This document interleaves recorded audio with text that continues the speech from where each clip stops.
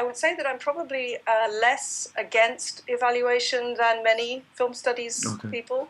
I certainly am not interested in a kind of daily film critical review culture of just kind of providing some immediate impression of a film. I don't engage in that myself too much, but I'm certainly very in favor of the kind of, if you like, high quality evaluative film criticism, like the work of somebody like Jonathan Rosenbaum, which is really based on a hugely skilled attempt to understand how the film is working, and in a way to understand that some films are good and some films are not good.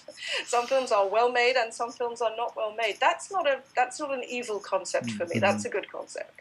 I think that I'm very interested in film culture being good.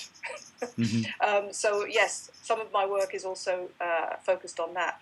In terms of audiovisual essays, I think there's another interesting thing that's happening, which is that people like me who don't engage in evaluative criticism, or have often tended to block out what they like in their work, or at least that's not an important reason for working on something, are finding a greater, in a way, we're finding a greater investment in looking at why we like something, or why we love something, why we are really drawn to something. Why do I have these feelings about Shirley Temple, for example, or why? But trying to explore that in a way that is also informed by film studies.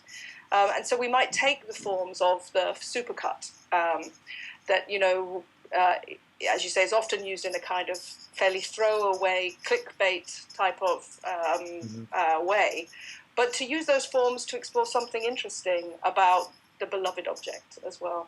So again, there's all sorts of interesting crossovers, and I wouldn't say that, certainly people like me who are adopting the audiovisual essay are not adopting it because we find it's a wonderful form for really neutral, explanatory, documentary type discourse. I think you can make those kinds of audiovisual essays, but instead I'm precisely interested in the forms that are growing up, and to see what those forms, if you like, those web native forms can do in film studies context as well. Because if we can find really good things for them to do, then we'll find a new way of engaging with our students, because they're already using them in in uncritical senses. So for them to be able to use them in critical ways, I think is really interesting.